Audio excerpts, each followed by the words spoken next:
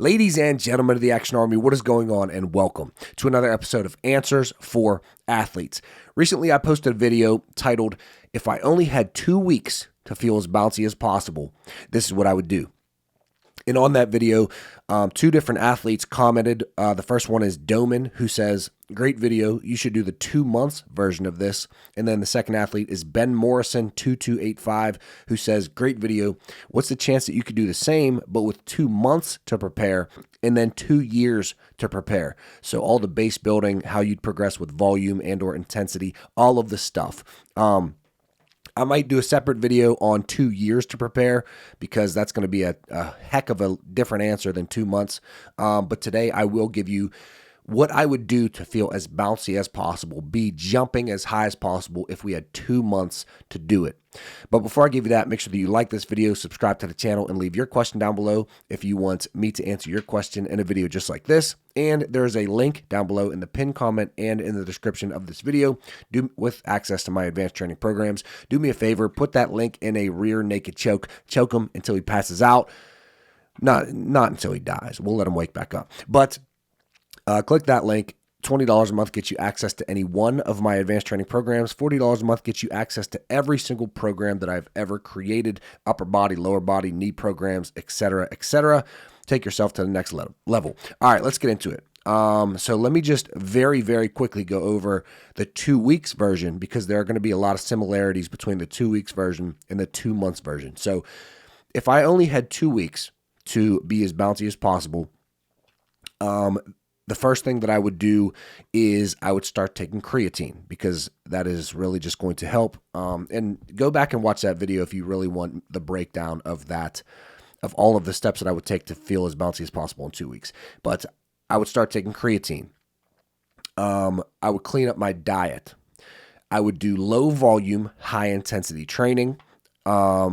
And just to break down the workout that I would do to feel as bouncy as possible in 2 weeks, because this is going to be the same for 2 months, but I would add a little bit of volume into it. So, and bear with me, I'm a little bit under the weather, but our spirits are high. We ain't taking no breaks. The workout that I would do, Monday and Friday, I would warm up, then I would do a jump session, max approach jumps until drop off. Then I would do sprints until drop off. Then I would do a squat, hinge, and calf raise. And on Monday, I would do squats that were squats and squats and barbell RDLs. That would be my hinge explosively. So I would do 5 sets of 3 squats with 60 to 80% of my 1 rep max. Then I would do 4 sets of 5 barbell RDLs with 60 to 80% of my 1 rep max. Then I would do 4 sets of 5 reps of seated or standing calf raises. These could be, interchangeable Monday and Friday. And I would do those heavy.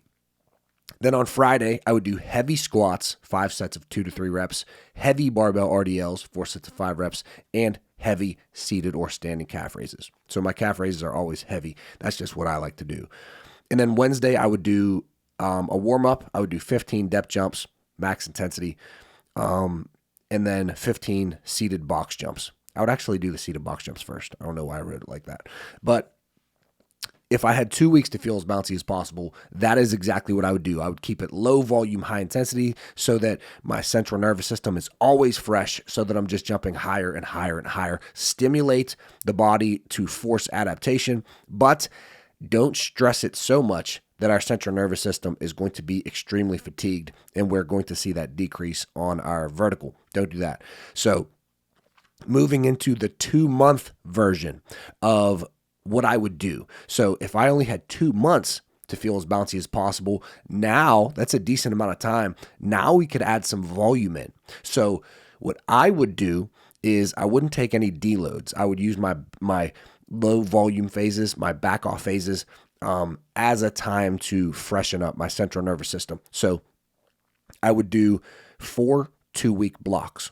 I would do 2 weeks of volume, 2 weeks of 2 weeks of high volume, high intensity, 2 weeks of low volume, high intensity, 2 weeks of high volume, high intensity, 2 weeks of low volume, high intensity.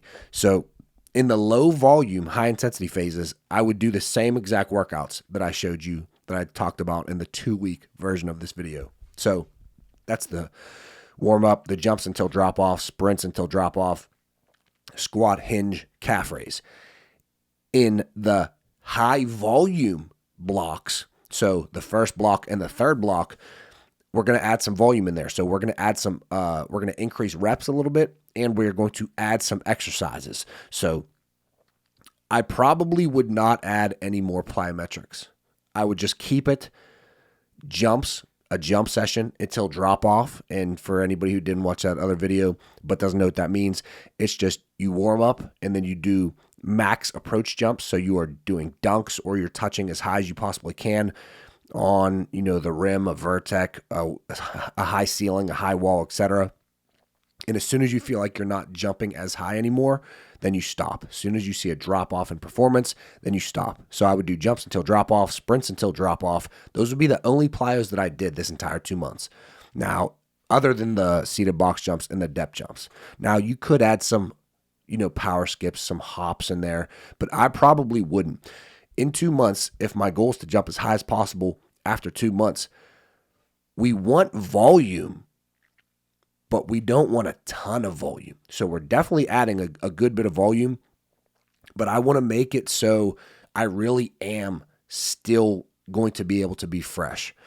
So I would only do sprints, and this is just my opinion, guys. You might have something different. I would only do jumps, and I would only do sprints, and then the seated box jumps and the depth jumps on Wednesdays, the middle session. Those would be the only plyos that I do. But for my strength work, and understand that I'm a 2-foot power jumper. So if you are a 1-foot speed jumper, you might want to add a little bit more plyos in there. For my strength work,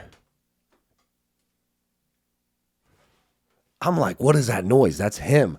I really couldn't figure out what that noise was. That is the cat walking around on the printer. Okay. I thought I was losing my mind. I'm just going to leave this all in there. I'm not going to edit. I'm so sorry, guys. I love you all. Hope you are enjoying this channel. I would add in, so we have for our post chain, we have barbell RDLs. I would add in hamstring curls for a bent knee hamstring exercise. Then I would add in hyper extensions. Actually, I'm going to go through the reps too. Hamstring curls, I would do for 3 to 4 sets of 8 reps. And I do want to mention that you could do a little bit higher volume in that first 2-week block than the third 2-week block for sure. So if you wanted to go crazy with hamstring curls, like 4 sets of 12 to 15, you could definitely do that. Just keep in mind that that's, you're going to be a little bit more sore with that, but you could do that. But in the 3rd week block, I would definitely do 3 to 4 sets of 8 reps of hamstring curls, as heavy as I could possibly go. This is what I would do. I would add hyper extensions in that 1st week block. I might mess around with 20 reps. I've always done, and you don't have to do this high of reps, but I've always done my hypers and my reverse hypers, my auxiliary exercises. That's a big movement. But my accessory exercises, I have always done for my post chain at a little bit higher rep because I've seen that work very well for me in the past. So I might do 2 to 3 sets of 20 reps of hyper extensions and reverse hyper extensions, hypers on Monday, reverse on Friday. But then that second 2-week block, so week 3, no, not week 3. So we got 2 weeks of volume, 2 weeks of low volume, 2 weeks of volume, 2 weeks of low volume. Man, this video is all over the place, but I'm just going to have to go with it. That second volume block, I would probably do my hypers for like 2 sets of 8 to 10, maybe 12. 2 to 3 sets of 8 to 12 is probably where I would stay. And then I would do only 1 extra strength movement for my anterior. Actually, I would get a split squat in there. So I would probably do a rear foot elevated split squat to hit the booty. And rear foot elevated split squat is obviously going to hit your quads. It's going to hit your hamstrings. It's going to hit your glutes. And fun fact, little story. I once recorded a video on my main channel where I was doing rear foot elevated split squat. And I did my left leg only because that's my strong leg. And I was trying to get a clip of me doing my me doing rear foot elevated split squat with 100-pound dumbbells in each hand for 5 reps. And I kept messing up the clip. So I had to like do that take over and over and over. I don't even know how many reps I did by the end, but my ass, actually not my entire ass, my left ass cheek, because I was only doing my left leg, my left butt cheek was so sore, so sore. So I'm telling you, rear foot elevated split squat, that's going to hit the quads, the hamstrings, and the glutes very well. So I'd probably add rear foot elevated split squat in there for 4 sets of 8 on Mondays, and then I'd probably add front step-ups in there for 4 sets of 8 heavy on Fridays. And that would be, so we have, that's all the volume that I would do. That is all that I would add in for strength. So I'm not adding any plyos, but I would add a ton of strength because that's the type of jumper I am. I'm a 2-foot power jumper, and I've seen adding in strength works very well for me. So 2 weeks, that's the volume phase, and then 2 weeks of the low volume, 2 weeks of volume, and then 2 weeks low volume. And in that last, when you have 2 weeks left until you have to be jumping your highest, that last week, I would not do any post-chain work at all, and I would not do any calves. Well, I guess that is post-chain work, but I'm not doing any barbell RDLs, and I'm not doing any calves. Why? Because that's how I have seen myself jump the highest in the past.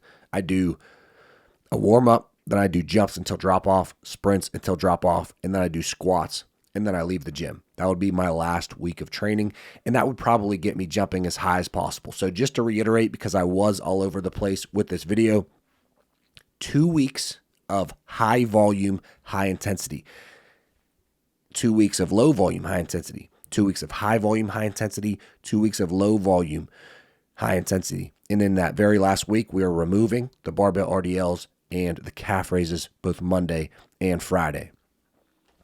In the volume phase, the first 2 weeks and the third 2 weeks, I would add in hamstring curls. I would add in hyperextensions on Monday, reverse hyperextensions on Friday, and those ham curls are Monday and Friday. I would add in rear foot elevated split squat, and I know I got a back squat in there, but I would still add rear foot elevated split squat in there on Monday, and then front step ups on Friday. And that's what I would do. This is what I would do to jump as high as possible if I only had 2 months to do it. The main thing that you need to understand is that to jump as high as possible, your central nervous system has to be as fresh as possible. The only way you jump your max is if you are fresh. You cannot fatigue your central nervous system with a ton of volume and then expect to be jumping high. And this is also what I see a lot of athletes run into is they're doing the right things. They're breaking down their body. They're doing high volume or even moderate volume, and they see their vertical jump, it's either staying the same or it's going down a little bit, and they start to get frustrated and they start to say, well, this isn't working. But if you just switch to a phase where you did high intensity but very low volume, you would see the fruits of your labor. If you did a deload and then a back off phase, you would see all of those gains come through from your previous volume phase. But where a lot of people mess up is they do volume and then they do a deload. And in that deload, they're not feeling that bouncy because your body needs more time than that. I've made that mistake myself and as a coach. And then they're like, well, that didn't work. I'm going to go do some other program. And they do a bunch of volume from some other program. And then you're just in this constant cycle of crushing your central nervous system and then doing a deload, wondering why you're not jumping high, and then crushing your central nervous system again. And then deload, wonder why you're not jumping high, and you kind of just flatline. So yeah, you have to give yourself time to recover. You have to take a back off phase. You have to do high volume and low intensity to really see your best jumps. Central nervous system has to be fresh. But anyways, I do hope this helps. I know I didn't post at 9 a.m. today, but I'm probably not going to post at 9 a.m. tomorrow either. But the main thing is I am getting you a video every single day. I have, just very quickly, let me yap for 1 second. I have about 6 times now thought about quitting this Answers for Athletes channel. I've thought to myself, I can put all of this energy that I am putting in these Answers for Athletes videos into my main channel. And I could just focus on one thing, my main channel, and I could just take that and run with it. But the truth is that I really enjoy this channel. And consistency compounds. So like this channel is really like it's like a snowball. The ball's rolling down the hill and it's getting bigger and bigger and bigger. And I think that if I just continue to post a video every single day, number one, it can help you. And number two, it will likely in due time exceed my main channel. I really believe that. Anyways, thanks for hearing me out. That is what I would do if I had 2 months to jump as high as possible and feel as bouncy as possible. Like this video, subscribe to the channel, and leave your question down below if you want me to answer your question in a video just like this, and click that link down below in the description and the pinned comment of this video. It will get you access. Well, if you pay for it, it's not free. It's a subscription, but $20 a month gets you access to any one program. $40 a month gets you access to every single program that I offer, and there is lifetime access options. You don't have to pay for it monthly. You can buy the programs flat out. But anyways, I'm a little bit under the weather. So, and I've been getting sick a lot this year, probably because my diet has not been on point. That is why. But anyways, I'll see you tomorrow, not at 9 a.m. Eastern Standard Time, but I will see you tomorrow. Happy holidays, everybody. Peace.